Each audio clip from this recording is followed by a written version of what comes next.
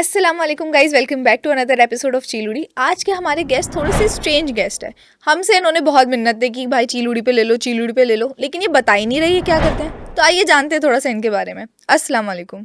वालेकुम अस्सलाम। भाई अब तो आप आ गए हैं चीलूड़ी पे, तो अब बताएं आपका नाम क्या है, करते क्या हैं आप? मैं हूँ जाहिद, मैं बेचता हूँ फ्राइज।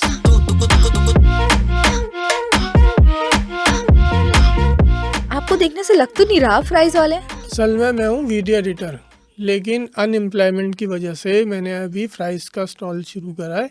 मैं फ्राइज बेच रहा हूँ। अच्छा, तो फिर आपने ये अभी जॉब स्विच की है, तो आपका कैसा रह रहा है जॉब नहीं, अल्हम्दुलिल्लाह अपना बिजनेस है मेरा।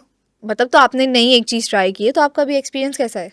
एक्सपीरियंस मुझे तो अभी पता ही नहीं है, अभी नया नया तो मैंने स्टार्ट करा है। लेकिन जो प्रॉब्लम मैं फेसेस कर रहा हूँ वो मैं आपको बता सकता हूँ। जी। फ्राइज जब मैंने शुरू करी थी ना, मैं समझ रहा था कि मैं रोज़ाना नोट भर भर के ना अपनी जेब में घर लेके जाऊंगा। जो हम देखते थे कि भाई ये इतना बेच रहा है, ये इतने प्राइस बेच रहा है, इतने प्राइस बेच रहा है, मैं भी यही समझ के आ गया। लेकिन जब मैं खड़ा हुआ तो ऐसे ऐसे अजीब अजीब लोग आने शुरू हो गए। 20 रुपये दे के 50-50 रुपये की प्राइस मांगते हैं। एक्सपेक्ट ये कर रहे होते हैं कि इतनी सारी प्राइस मिले, डब्बे बोलते हैं और भरो और भरो और भरो। फिर उसमें मसाला भी डालना चाहिए, उनको फ्लेवर भी चाहिए, केचप भी चाहिए, चिली सॉस अलग चाहिए, टोमेटो सॉस अलग, मायोनीज अलग। फिर उसके बाद उनको शॉपर भी चाहिए। और कुछ आते हैं वो बोलते हैं केचप मायोनीज अलग से दे दो 20 रुपये की प्राइस में। अगर मैं ये सब कुछ दे दूंगा तो मुझे क्या बचेगा? वैसे हैरत की बात है, आप 20 रुपए के फ्राइज बेच भी रहे हैं। आजकल तो 50 से कम मैंने फ्राइज ही नहीं देखे। आप लोग बढ़ाए जा रहे हैं, कीमत बढ़ाए जा रहे हैं। भाई फ्राइज जैसी बेसिक चीज़ 10 रुपए की मिलती थी, अचानक से 50 हो गई, तो ये क्या मसले हैं? असल में इसमें बहुत सारी चीज़ें हैं भाई, सिर्फ प्राइस थोड़ी है। प्राइस के लिए हमें मशीनें चाहिए होती हैं, फिर इलेक्ट्रिसिटी चाहिए होती है। अगर इलेक्ट्रिसिटी वाली मशीन नहीं है तो गैस वाली मशीन चाहिए, तो उसके लिए गैस भी भरवाओ। फिर जहाँ स्टॉल लगाया है उनको रेंट भी दो, फिर जो है इलेक्ट्रिसिटी के बिल भी दो। सही है। फिर वो बोलते हैं कि डालडा में बनाओ या मीज़ान में बनाओ, क्योंकि हर चीज़ मीज़ान में अच्छी लगती है। अब हमें तो अच्छी नहीं लग रही ना, हमें तो प्याज वाले तेल में अच्छी लग रही है, तो हम तो वही करेंगे ना। और वो सब चाहिए उन्हें 20 रुपए की प्राइस में। तो आप ये बताएं कि अब मैं तो कराची में जहाँ भी देखती हूँ, मुझे तो हर हर कोने में फ्राइज वाले ही नजर आते हैं। तो प्रॉफिट हो रहा है आपका इस बिजनेस में? प्रॉफिट तो नहीं हो रहा, बस गुजारा हो रहा है। 12-12 घंटे खड़े होने के बाद 500 रुपये मिल जाते हैं, उससे बस गुजर बसर हो रहा है। तो अब फ्राइज का जैसे ठेले वगैरह होते हैं, वो तो सड़क पे होते हैं, तो काफी चैलेंजेस भी होते होंगे। मतलब दुकान तो है नहीं कि लोग पूछ के आ रहे हैं। तो क्या आपको इस तरह के कोई चैलेंजेस आते हैं? चैलेंजेस बहुत आते हैं। एक तो वैसे ही कस्टमर का इतना रश, ऊपर से बाजार, दिमाग ख़राब, गाड़ी, शोर शराबा, ऊपर से आ जाते हैं ब्लॉगर बना बगैर बताए बगैर पूछे आएंगे, बेवकूफ़ बनाते हैं कि हम आपका व्लॉग बनाएंगे, आपके पास इतने कस्टमर आएंगे, उतने कस्टमर आएंगे हमारे पास आके, हेलो हम आए हुए यहाँ पे, हमारे पास ये प्राइस हैं, ये इतनी अच्छी हैं, ये उतनी अच्छी हैं, और हमारा कपड़ा करके चले आते हैं। इनके बाद जो उनके देखने वाले एक तो गिने चुने आते हैं, वो भी बरसों में कभी आ गए तो आ गए। वो बोलते हैं हम उसका व्लॉग देख कर आए, अब हमें फ्री में फ्राइज खिलाओ। तुम्हारे बाप के नौकर है, तुम्हारा बाप रखवा के गया था, फ्री में खिलाओ। ये तो बहुत गलत बात है। उनकी अपनी कमाई होती है। अब हम अगर उनसे बोलें कि हम तुम्हें वीडियो क्यों बनाने दें, हमारा क्या फ़ायदा, बोलते हैं आपके कस्टमर बढ़ेंगे। अभी घंटा बढ़ेंगे, हमारे कस्टमर वही हैं रोज़ाना के, पान वाले, सही है, खिलौने वाले, ठेले वाले, और एक आध कोई कारखाने वाले, बस यही खाते हैं। बाकी जो तुम लोग अमीर लोग हो ना, वो खाते हो मोमोज, बर्गर्स, ये तो हमारे पास मिलता ही नहीं है। तो उस दिन मैं फ्राइज ले रही थी, तो मैंने देखा कि उसमें बहुत सारे अलग अलग फ्लेवर्स आ गए हैं। अब तो बारबेक्यू और चीज़ और पता नहीं चिकन वगैरह।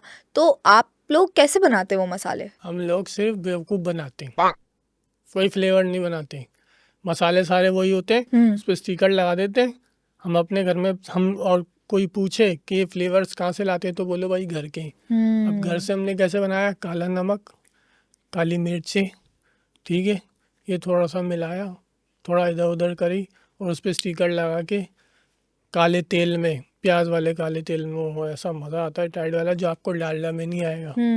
ये सारी चीज़ें होती हैं। और उस पर हमने बोल दिया सारा काम है दिमाग का। मैंने आपको बोला फजीता फ्लेवर है, तो आप वही मानोगी कि हाँ फजीता है, फजीते का जायका आ रहा है, बड़ा मज़ेदार है। हालांकि वो होता नहीं, होता काला नमक ही है। तो ये तो फॉल्स मार्केटिंग हुई। तो फिर 20 रुपये में आपको क्या, आप क्या चाह रही हो, मैं आपको पिज़्ज़ा फ्लेवर और ये सारे फ्लेवर दूंगा?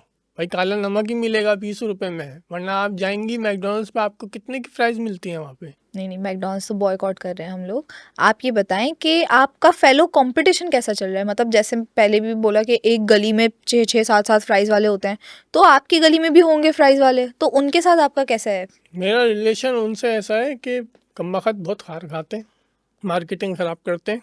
पहले उन्होंने ही शशके शुरू करे फ्लेवर के अच्छे खासे, मैं सिर्फ फ्राइज में केचप डाल के दे रहा था, वो भी घर का बना हुआ, पानी मिला हुआ, इतना पतला कि पानी भी उसके आगे गाढ़ा लगे। लेकिन अब इन लोगों की वजह से, कंपटीशन की वजह से हमें भी करना पड़ता है। फिर जो है ना, हमने अपनी क्वांटिटी बढ़ानी पड़ी। कभी कभी क्वांटिटी बढ़ा दो आप, कभी उसमें थोड़ा सा शशके डाल दो। मेन काम जो काम ख़राब करते हैं ना, ये आजकल जो नए कार्ट खोल के बैठते हैं खूबसूरत सी पैकिंग में, 50 रुपए की पैकिंग में जो है ना 20 रुपए के प्राइस देते हैं, और हमसे वही प्राइस कोई भी नहीं लेगा। हम उतनी प्राइस देंगे सादे से डब्बे में, वो कोई नहीं लेगा, लेकिन वो कोन बना देंगे, फिर उसके साथ स्टिक डाल देंगे, तो वो 50 रुपए की ले लेंगे।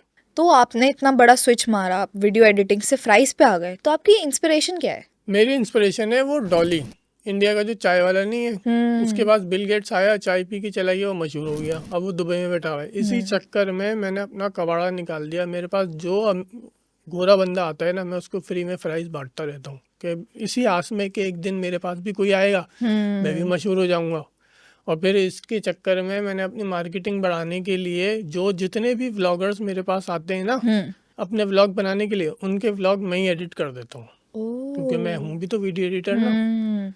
तो आप अभी तक तो कुछ नहीं हुआ, बर्बाद ही हो रहा हूँ। 2-3 लाइक्स आ रहे होते हैं उनके, और उनके चक्कर में मैं अपने पेड बंदे खड़े कर देता हूँ, ऐसी ऐसी तारीफ़ें करते हैं। हालांकि मेरी प्राइस पे सिर्फ मक्खियाँ बैठी हुई हैं आजकल, क्योंकि महंगाई इतनी हो गई है।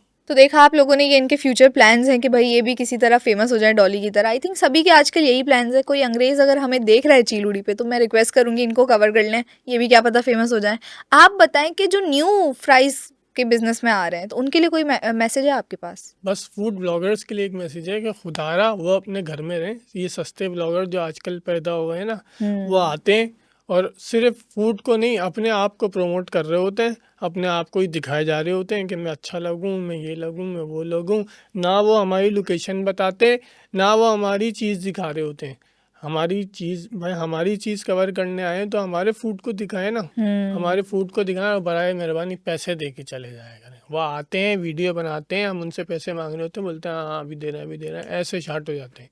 हम ढूंढते रह जाते हैं फिर उनको, और उनकी वीडियो से हमें मिलाता कुछ नहीं है सस्ते ब्लॉगरों से, बस इतनी ही हिलती जाए। तो देखा आप लोगों ने, ये एक फ्राइज वाले की डेली रूटीन और साथ ही साथ कुछ चैलेंजेस थे। अगर आपको ये वीडियो अच्छी लगी है तो प्लीज़ कमेंट करके हमें ज़रूर बताएं, और फूड ब्लॉगर्स अगर ये वीडियो देख रहे हैं तो प्लीज़ इनकी मैसेज को थोड़ा सीरियसली ले लें। तब तक के लिए अल्लाह हाफिज़।